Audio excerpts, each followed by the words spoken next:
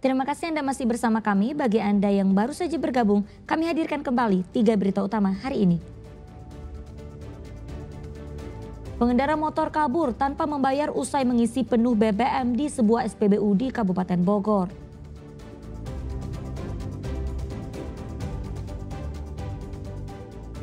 Demi mengambil topi yang jatuh, seorang pria tenggelam di aliran Sungai Citarum di Kabupaten Karawang.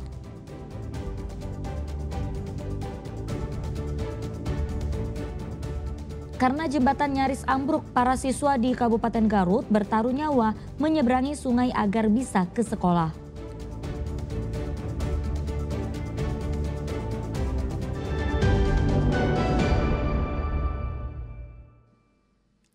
Seorang pemilik konter ponsel ditemukan tewas bersimbah darah di konter miliknya di kawasan Paster, Kota Bandung. Diduga kuat korban tewas dibunuh karena ditemukan luka pada tubuh korban dan darah berceceran di dalam konter.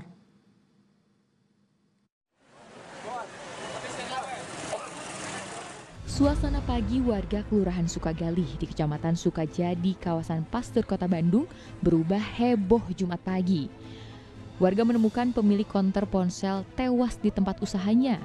Warga makin geger karena korban ditemukan bersimbah darah dengan sejumlah luka bekas senjata tajam di tubuhnya. Korban pertama kali ditemukan petugas kebersihan kecamatan. Menurut keterangan saksi, ia melihat kondisi pintu konter korban terbuka. Petugas curiga karena suasana konter sepi sehingga memberanikan diri melihat kondisi dalam konter. Dan seketika, saksi bersama warga langsung panik begitu melihat korban tergeletak dan darah berceceran di dalam konter. Nah, saya ada adik kesini Pak ya, dikirain di sini tuh ada kecelakaan Pak ya. Ada yang berantem, ada kecelakaan. Nah, udah gitu kan, ini Pak kan.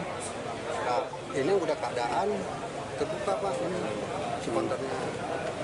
Udah keadaan terbuka.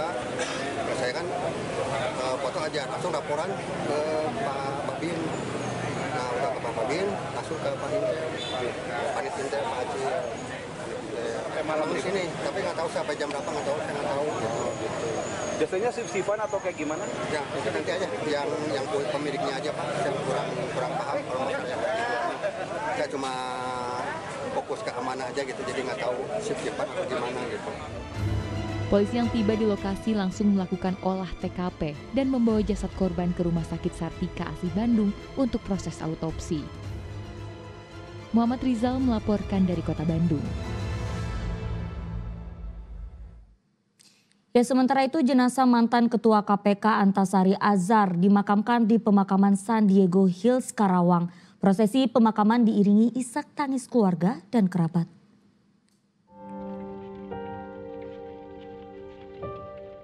Keluarga, kerabat, bahkan bangsa ini begitu kehilangan sosok pemberantas korupsi Antasari Azhar.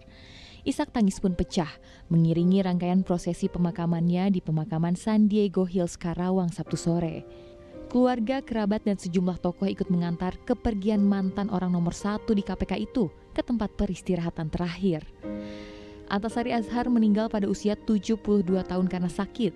Semasa hidup, pria kelahiran Pangkal Pinang, Bangka Belitung ini dikenal sebagai sosok pemberani saat memimpin KPK pada tahun 2007 hingga 2009. Ia bahkan pernah menjebloskan Aulia Pohan, besan Presiden ke-6 Susilo Bambang Yudhoyono, ke jeruji besi selama 4,5 tahun karena terbukti bersalah dalam kasus korupsi aliran dana Yayasan Lembaga Pengembangan Perbankan Indonesia atau YLPPI. Bagi keluarga, kehilangan Antasari adalah kehilangan sosok ayah yang baik dan bertanggung jawab. Selama beliau memimpin, diberi kepercayaan negara, kami tidak diperbolehkan sama sekali untuk membicarakan hal-hal di luar urusan keluarga.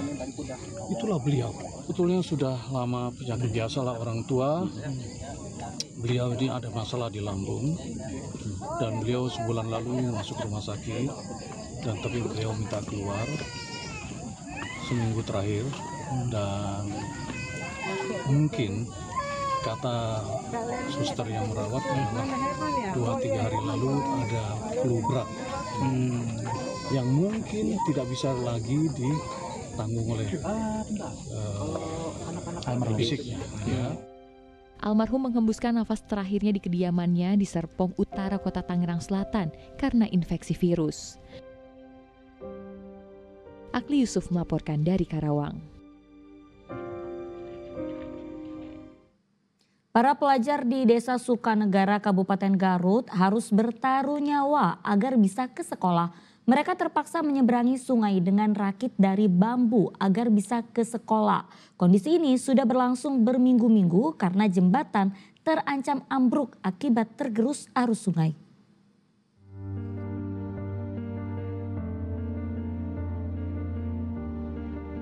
Para pelajar di Desa Sukanegara di Kecamatan Pendei, Kabupaten Garut tidak punya alternatif lain agar bisa ke sekolah.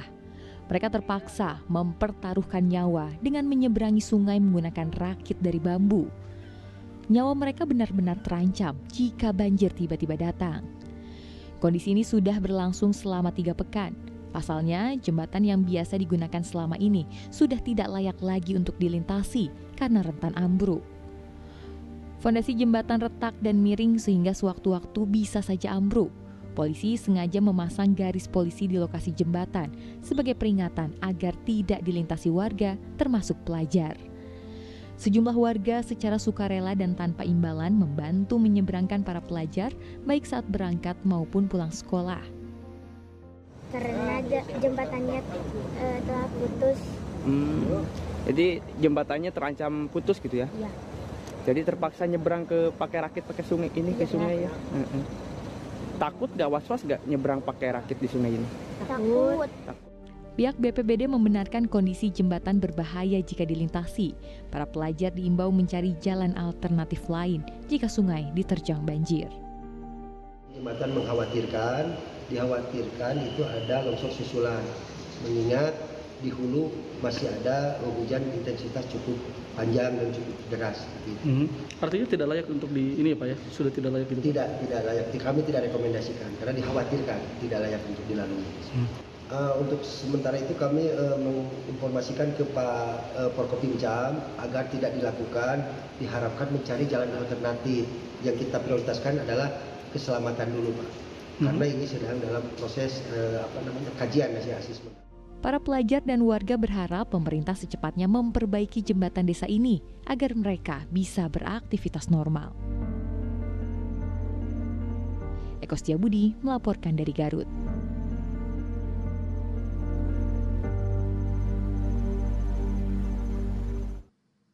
Ya, ribuan pelanggan PDAM mengalami krisis air bersih akibat jalur utama PDAM di daerah Sariwangi, Kota Tasikmalaya diterjang longsor. Warga terpaksa mengantre di masjid untuk mendapatkan air bersih dari sumur masjid.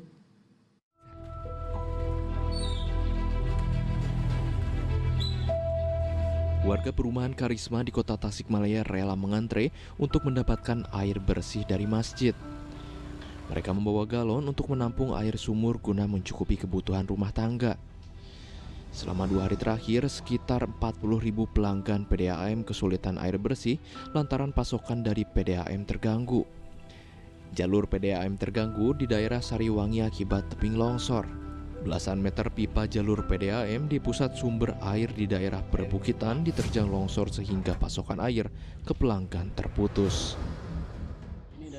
Masjid. Kenapa emang air di rumah? PDAM-nya mati. Udah berapa hari? Udah dari hari Kamis. Hari Kamis. Ini hampir semua nih di Perum ini. Hampir semua ya. Jadi yang nggak punya sumur ngambil ke sini.